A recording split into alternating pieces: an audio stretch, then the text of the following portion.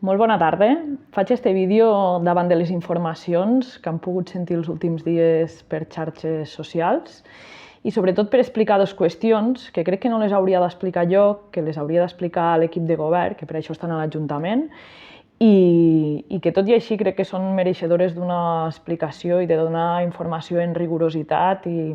donar-la de la manera que toca per a que no se malinterpreto o no s'utilitzo de manera partidista com s'està fent ara mateix per part del grup i la FIC. Durant els últims dies, he vist missatges a xarxes socials del MIR, evidentment parlant i difamant, i no sé quina paraula més, contra la meva persona. Després s'hi va sumar l'actual regidor, l'Aleix Fontanet, i voldria explicar dues cosetes que són importants, de les quals ells nombren i parlen aquí, tot és culpa dels demés, però al final no estan donant cap explicació de com funcionen aquests procediments i de com han anat aquestes dues coses. La primera, que va sortir arran d'una pregunta que nosaltres vam fer al ple. Per cert, al ple no estava el regidor de la FIC, ja és algo habitual. Dels últims 5 plens, 4 o 5 plens, només ha vingut a un. Per tant, jo sempre estic disposada a donar la cara, però sobretot allà on s'ha de donar, que és al plenari municipal, ja porto uns quants plens que ni tan sols hi puc preguntar coses, sinó que no me les pot respondre perquè no hi assisteix. Però continuo. A l'últim ple vam preguntar per una factura a nom del senyor Delmir Prieto, on el concepte hi posava 3 tombs. 3 tombs, tots sabeu que és la festa que es fa aquí i és una entitat en la qual, evidentment, estem totalment a favor de que es faci la festa i que l'Ajuntament dona ple suport a l'entitat, suport econòmic o suport de qualsevol tipus, tot allò que pugui afavorir l'Ajuntament per estar al costat de les associacions i les entitats locals. El que pensem que no es pot admetre és una factura d'un senyor que no especifica res al concepte. O sigui, ningú sap en què s'han gastat aquests diners de la factura que hi posa 3 tombs, i tot i així ho van preguntar al ple i ni l'alcaldessa ni l'equip de govern tampoc sabien. Suposaven que havia anat per avituallament dels animals, sempre, en tot cas, una suposició, podeu veure el ple que el vam gravar, i no va quedar clar tampoc si havia sigut per això. Llavors pensem que no és manera de fer les coses, que no es pot enviar una factura a l'Ajuntament i pagar-la sense saber exactament on han anat aquests diners. Que per ajudar les associacions i per a pagar les associacions, si necessiten un dinar, se paga el dinar, si necessiten un esmorzar, es paga l'esmorzar, i si necessiten qualsevol altre tipus d'avituallament o de servei, s'hi pot col·laborar, però en factures, allà on se sap, al cèntim, allà on van aquests diners. Són diners públics i són diners de tothom. La reacció a les preguntes que vam fer, nosaltres només vam preguntar per aquesta factura, ha sigut aquest missatge carregat d'odi i que tots heu pogut sentir per les xarxes socials, i a banda en unes formes que les hauríem de fer mirar. Crec que és la nostra feina com a oposició, preguntar per totes aquelles factures que no veiem clares, i sobretot és que no és un tema personal, és que és una factura que no té concepte, i si ho veiem d'algun altre proveïdor demanarem les mateixes explicacions que hem demanat en esta, i pensem també que és legalment qüestionable. Ho vam deixar constar en acta al ple, que és allà on toca dir aquestes coses, i pensem que el senyor Delmir hauria de fer una reflexió sobre com se factura i en quins termes, perquè ell és veterinari i no organitzador de festes. I si es vol ajudar una entitat, hi ha altres fórmules per a que un particular no hagi de cobrar diners de l'Ajuntament per a després donar-los a un tercer. Hasta aquí la primera part. La segona part, que ja va ser al cap d'uns dies, vam sentir també com el regidor Aleix Fontanet se sumava a tot aquest discurs, a uns vídeos on se crida, on hi ha molta ràbia i on sobretot se va a temes personals que no tenen a veure amb l'Ajuntament. En aquest segon vídeo se m'acusa precisament d'haver amanyat, o no sé quina paraula dir, els processos de selecció de l'Ajuntament, i una mica, o sigui, que ara hi hagi canvis a la brigada que sigui culpa meua o culpa del nostre grup. Fet que crec que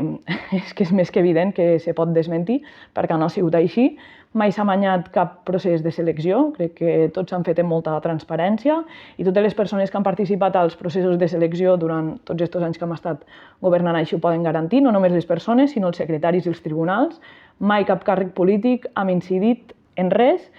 i ja em perdonareu, i menys ara. Jo a l'Ajuntament del Pinell hi vaig cada 3 mesos, que és quan se'm convoca en un ple ordinari, també si n'hi ha algun d'extraordinari, i de tant en tant hi vaig a revisar les factures i els acords. però avui en dia el meu paper és estar a l'oposició, no tinc accés a cap dels procediments que es fan si no se demana puntualment informació sobre un procediment. Desconeixia totalment quan se feien les proves i simplement sabia que s'estava fent aquest procés de regularització, perquè sí que és veritat que comença uns anys atrás. Llavors, per explicar el procés d'estabilització, dius que això no ha passat només a l'Ajuntament del Pinell. Un procés d'estabilització, s'hi han vist abocats tots els ajuntaments, institucions, a fer aquest procés d'estabilització, i això és arran d'un Real Decret que s'aprova l'any 2021. O sigui, és una normativa estatal que, per tal de regularitzar alguns temes laborals, sobretot acabant tot el que és el treball temporal i un seguit de fórmules més, o sigui, obliga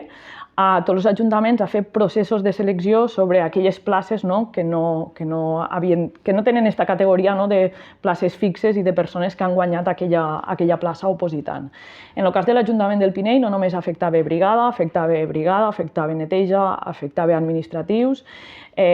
afectava llar d'infants, o sigui que el procés d'estabilització és molt més ample, no només la brigada. I fruit de tot això s'engega tot un dispositiu per a regularitzar totes aquestes places. Evidentment, els ajuntaments petits no tenen capacitat per a poder gestionar aquest tipus de procediments i la Diputació de Tarragona és qui facilita les bases i qui dona el suport municipal per a engegar tots aquests procediments. Les bases que s'han utilitzat aquí al Pinell són les mateixes que s'han utilitzat a la resta de municipis. Són bases i hi ha una part de concurs de mèrits a tots aquests llocs. Evidentment que es pot opositar per concurs de mèrits, que significa que se valore tots aquests anys treballats, és a dir, l'antiguitat té molt pes i els cursos que s'han fet en relació al lloc de treball també tenen molt pes. És antiguitat que no només has de fer a la casa i on treballes, o sigui, si una persona ha treballat a un altre ajuntament i també ha treballat de la brigada, se valora exactament igual. I després hi ha altres processos, com els de concurs d'oposició, on sí que hi ha una part més d'examen, com és el cas d'una part dels administratius que sí que l'han hagut de fer aquí al Pinell. Però les bases no les fa l'alcaldessa, jo no vaig redactar absolutament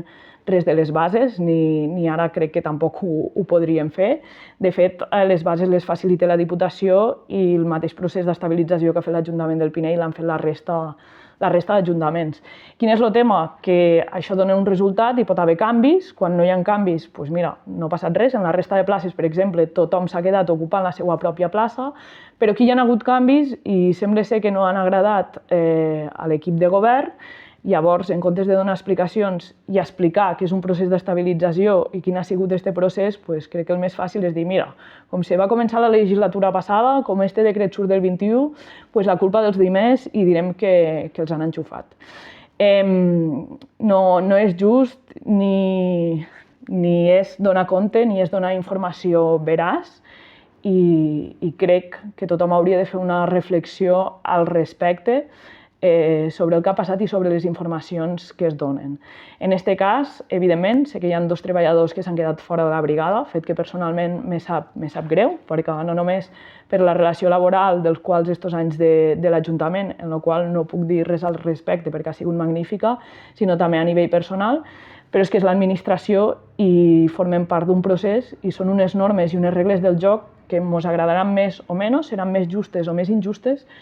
però no podem canviar. Per tant, s'ha fet una estabilització, que han quedat 4 persones a la brigada municipal, tal com ha estat sempre composada la brigada aquí a Pinell, que es forma de 4 persones i puntualment sí que s'ha anat incorporant gent segons una mica, segons les necessitats i segons els serveis que se presten en cada moment, i ara s'ha estabilitzat aquesta plantilla. Davant d'aquí,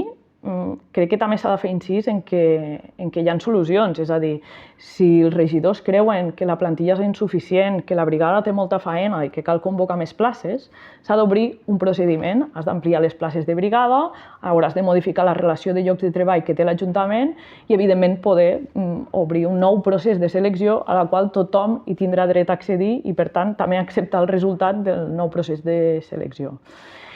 Crec que aquestes explicacions, el vídeo ja comença a ser llarg, però aquestes explicacions les hauria de donar l'equip de govern i crec que donar culpes, cridar, parlar de males maneres i fins i tot insultar, que és el que es fa en aquests vídeos,